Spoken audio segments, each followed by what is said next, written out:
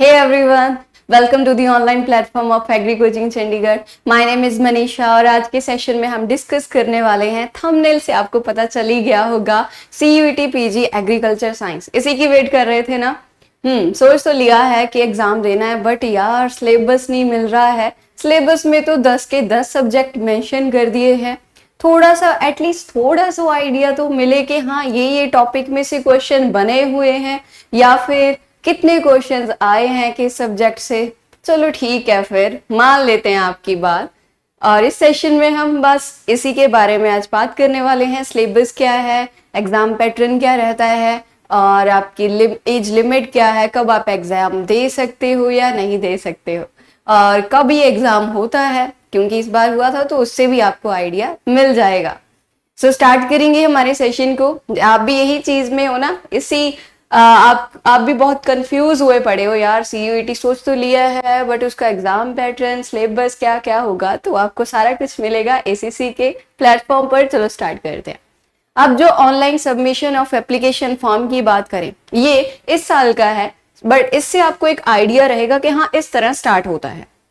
जैसे कि 2 जनवरी से 1 फरवरी तक क्या था, आप ऑनलाइन है एप्लीकेशन फॉर्म वो फिल कर सकते थे. इसी तरह 2026 में अब आपको आइडिया कि फरवरी में ये फॉर्म फिल है वो स्टार्ट हो जाएंगे. फिर उसके बाद लास्ट डेट क्या रहेगी इसकी फीस पे करने की, तो वो 2 फरवरी तक होगा. एंड करेक्शंस इन पर्टिकुलर वो 3 फरवरी तक कर सकते हो. और अनाउंसमेंट है वो मतलब कि फर्स्ट वीक ऑफ मार्च में पता चली थी. और उसके बाद जो डाउनलोड कर सकते हो आप एडमिट कार्ड, वो 4 days before the actual date of examination. But जो डेट क्या है मैम, एग्जाम होगा कब, तो आपका एग्जाम होने वाला है मार्च में. तो उसी वे से अभी बिल्कुल एग्जैक्ट और प्रॉपर टाइम है प्रिपरेशन स्टार्ट करने का. सो फिर वेट किस बात की कर रहे हो और क्या सोच रहे हैं, जब आपने सोच ही लिया है कि हाँ मास्टर्स करनी है और वो भी एक अच्छी यूनिवर्सिटी से, तो फिर करो फिर स्टार्ट तैयारी. और बैच परचेज कर सकते हो जिसमें आपको ये सारा कुछ एक सीक्वेंस में मिल जाएगा. जैसे कि अब इसमें so choice candidates can select up to 4 question paper course, तो आप उस तरह सिलेक्ट कर सकते हो. और जो मोड ऑफ एग्जामिनेशन रहेगा, अब वहां पे आपने वो सर्कल नहीं फिल करने हैं, ये है आपका ऑनलाइन मोड रहेगा, यानी कि कंप्यूटर बेस्ड सिस्टम रहेगा. और NTA इस एग्जाम को कंडक्ट करवाती है. फिर उसके बाद duration 90 minutes. Then number of questions पहले 100 हुआ करते थे, लाइक 25 आपके जनरल एप्टीट्यूड वगैरह से भी हुआ करते थे, बट अब वो पार्ट नहीं होगा. मतलब पूरा आपने सिर्फ एग्रीकल्चर ही पढ़ना है अब, और इससे बेटर क्या चाहिए, मतलब है ना. फिर उसके बाद टोटल मार्क्स तो 300. So type of question MCQs होंगे विद 4 ऑप्शन. एंड जो 4 मार्क्स हैं वो हर एक करेक्ट सीक्वेंस के लिए मिल जाएंगे. ठीक है, अगर लाइक JRF की तरह ही थोड़ा थोड़ा सा सीक्वेंस है, बट वहां पर 120 MCQs आपको देखने को मिलते हैं. वहां पर भी एक क्वेश्चन है वो 4 मार्क्स का होता है, और वहां पर भी असर्शन रीजन और मैच दी कॉलम क्वेश्चन देखने को मिलते ही हैं. सो वो वाले स्टूडेंट्स तो डेफिनेटली ये वाला तो फिर करेंगी वो, है ना. फिर उसके बाद बट -1 है वो हर एक ईच इनकरेक्ट रिस्पॉन्स के लिए आपको मिल जाएगा. एंड 0 अगर आप कुछ भी अटेम्प्ट नहीं कर रहे हो कि ठीक है मैं श्योर नहीं हूं, तो बस आप छोड़ सकते हो, उसका कोई मार्क्स ना उसका कुछ नेगेटिव. मीडियम ऑफ पेपर है वो बाइलिंगुअल रहेगा, means English and Hindi. Then अब ये है देखो सिलेबस, आप कुछ भी ओपन करो, साइट ओपन करो, वहां पर आपको जस्ट ये देखने को मिल जाएगा. दूसरे जो एग्जाम्स हैं एटलीस्ट उनका कुछ पार्ट मेंशन तो होता है कि हाँ ये सिलेबस रहेगा, बट यहाँ पर यानी कि जो आपने ग्रेजुएशन में पढ़ा है वो बेसिक पार्ट तो आपको सारा पढ़ना ही पड़ेगा. लाइक एग्रोनॉमी के बेसिक प्रिंसिपल जो भी स्टार्टिंग से लेकर, कुछ होता है ना कि बेसिक पार्ट जो सारे एग्जाम्स के लिए ही इंपॉर्टेंट है कि वो तो हमें पढ़ के चलना ही है. सेकेंड आ जाता है इसी तरह genetics, soil science, physiology, horti entomology, economics. Then उसके बाद माइकोलॉजी, पैथो भी है मतलब. So agriculture, engineering and stats and extension education. So सारे मेजर सब्जेक्ट्स ही हैं और इन्हीं के बारे में आपने पढ़ना है. बट किस तरह पढ़े, जैसे कि अब ये एक जस्ट रफ एनालिसिस है, ऐसे नहीं कि कुछ ही आपका डायरेक्ट यही सिलेबस है, इतना सा सिलेबस नहीं है. उन्होंने पूरी सॉइल साइंस लिखी है तो सॉइल साइंस के ऊपर तो पूरी बुक है ऐसे, बट हमें तो थोड़ा वो पार्ट उठाना पड़ेगा ना कि हाँ इस तरह से क्वेश्चन आए, या जो बेसिक पार्ट से लेकर जो मेजर पार्ट है कि यहाँ से क्वेश्चंस निकलते हैं, हमें तो वही पार्ट चूज करना पड़ेगा. अब ये जस्ट जो यहाँ पर लिखा है ये लास्ट ईयर्स का जो भी हुए हैं एग्जाम्स लाइक 2023, 2022, देन 2024, उन सभी का एनालिसिस है कि वहां पर इन टॉपिक से क्वेश्चन है वो उठाए गए मेजरली, ऐसे नहीं है ये एग्जैक्ट है.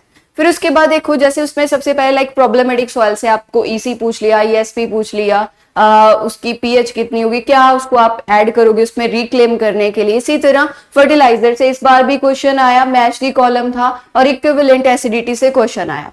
आपने मैच करना था कि किसकी इक्विवेलेंट एसिडिटी कितनी है। बायो फर्टिलाइजर से क्वेश्चन डेफिनेटली, एबीएम में भी बना कि आपसे या तो प्रोसेसेस पूछ लिए, स्टेप पूछ लिए कि जो बीएनएफ है, नाइट्रोजन फिक्सेशन किस तरह होती है, या फिर बैक्टीरिया के बारे में पूछा कि कितने दिनों के बाद वहां पर वो स्टार्ट होगी जो नोड्यूल फॉर्मेशन है या नाइट्रोजन फिक्सेशन है। सो इस तरह के क्वेश्चन, या फिर राइजोबियम क्या है, सिम्बायोटिक नॉन सिम्बायोटिक। वाटर से क्वेश्चन, उसकी रेंज या अवेलेबल वाटर है वो कौन सा है, या फिर क्या हम यूज करते हैं मेजर करने के लिए। देन फिजिकल प्रॉपर्टीज, तो ये छोटा सा पार्ट नहीं है, टेक्सचर, स्ट्रक्चर, कलर, कंसिस्टेंसी और भी बहुत सारी जो डेंसिटी से रिलेटेड जो सारी प्रॉपर्टीज हैं, देखो इस टॉपिक में आ गई। तो इसलिए जस्ट ये फिजिकल प्रॉपर्टीज ऐसे नहीं कि सिंगल है, इसमें भी बहुत सारे टॉपिक्स हैं।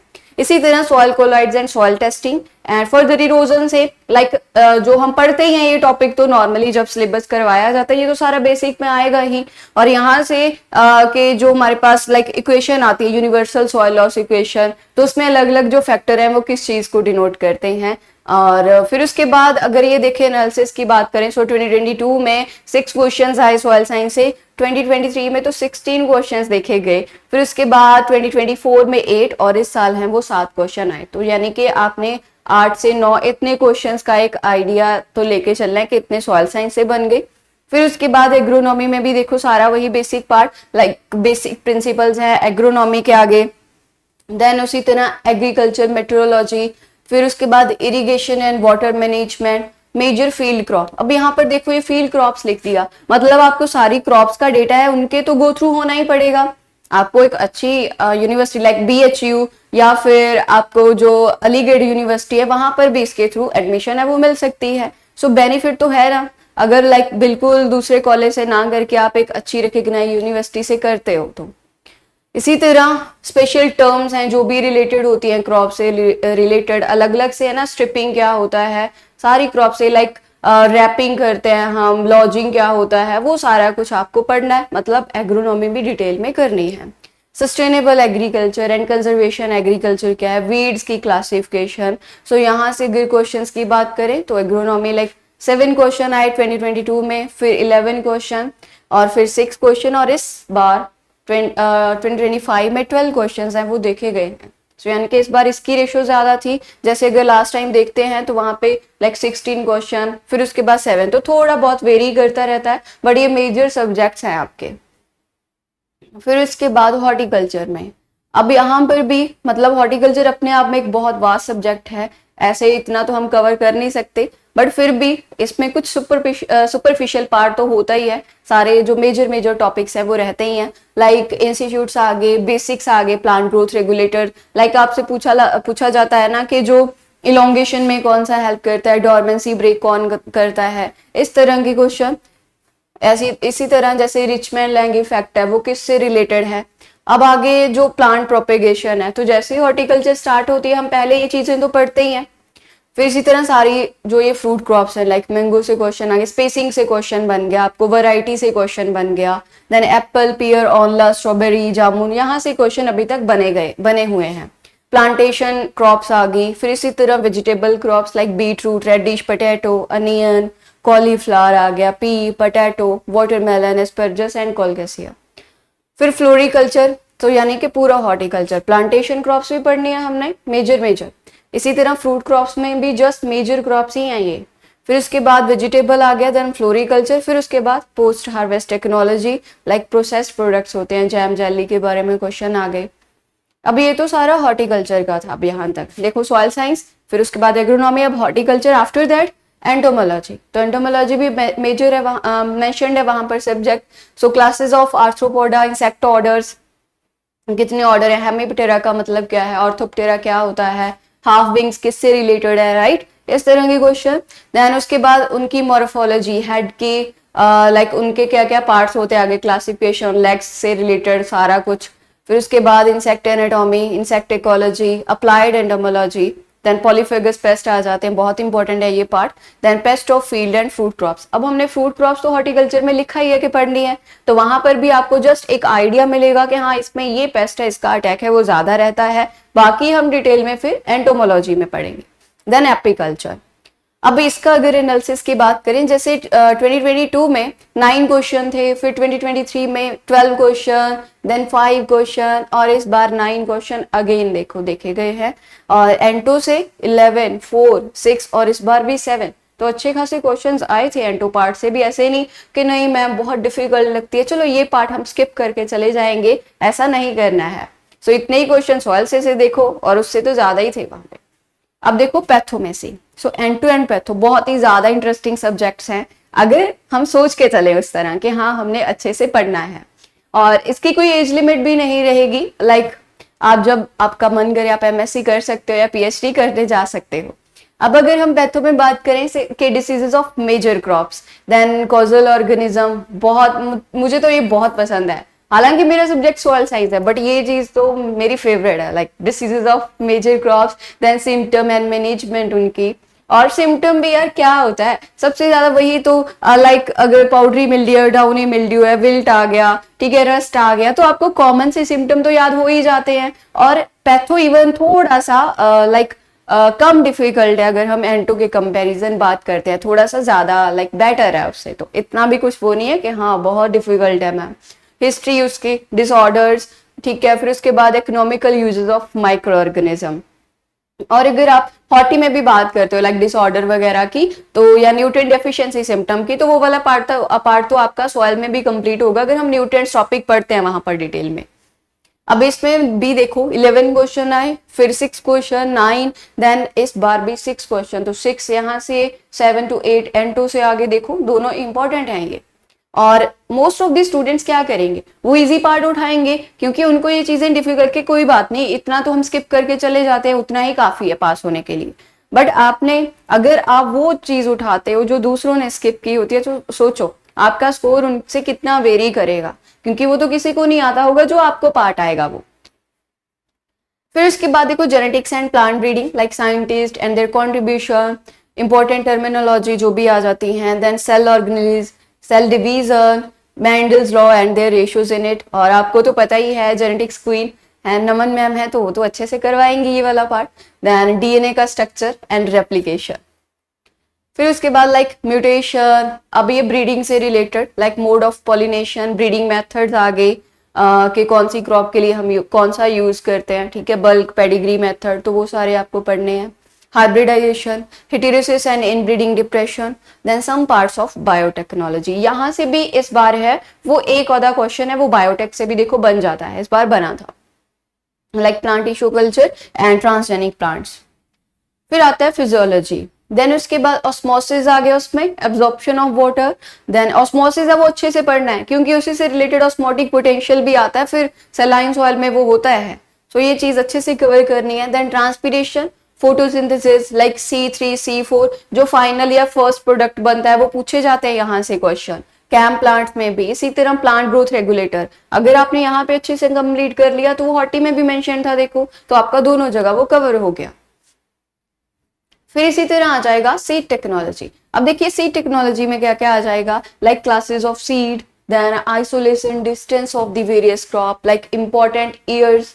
फिर उसके बाद सीड टेस्टिंग, और ये तो बहुत ही लाइक इजी सब्जेक्ट है। सीड क्लासेस कौन कौन से, ब्रीडर, सर्टिफाइड सीड, ठीक है, क्या सीक्वेंस है, किसको मदर सीड बोलते हैं हम, तो वो सारा आना चाहिए। कलर टैग्स, मतलब कितना फेमस सा क्वेश्चन है ये। या फिर जो सीड एक्ट है कि वो कब आया था, तो वो सारी चीजें हमने पढ़नी होती हैं।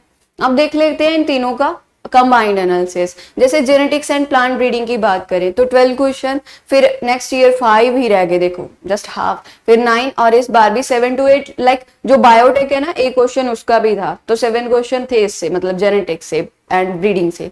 फिजियोलॉजी से देखो एक बार तो भर भर की दे दिए, लाइक लास्ट 10 क्वेश्चन मिले, और इस बार 6 क्वेश्चन, और सी टेक का क्वेश्चन फिलहाल नहीं था, 2 या 1 क्वेश्चन ही आते हैं इसके, और बहुत ही इजी सा सब्जेक्ट है, आप थोड़े ही दिनों में वो कवर भी कर लेते हो। तो क्या है, अगर आपका वहां से 2 या 1 नंबर है वो भी मिस ना हो, तो क्या कमी है इसमें, है ना।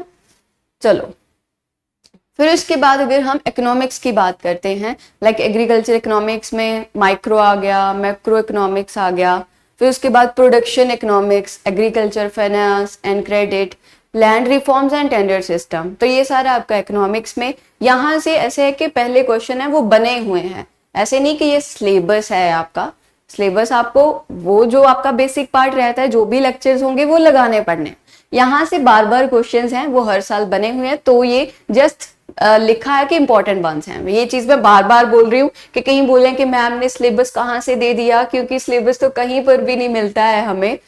ओके, सो यहाँ से देखिए ये वाले टॉपिक्स है like production function, then farm management, agriculture development, agriculture marketing, labour economics. यहाँ से इस तरह क्वेश्चन देखे गए हैं, 2 1 2, और इस बार देख सकते हो, स्किप नहीं कर सकते हो आप ये पार्ट। तो यहाँ से 8 क्वेश्चंस हैं वो देखे गए।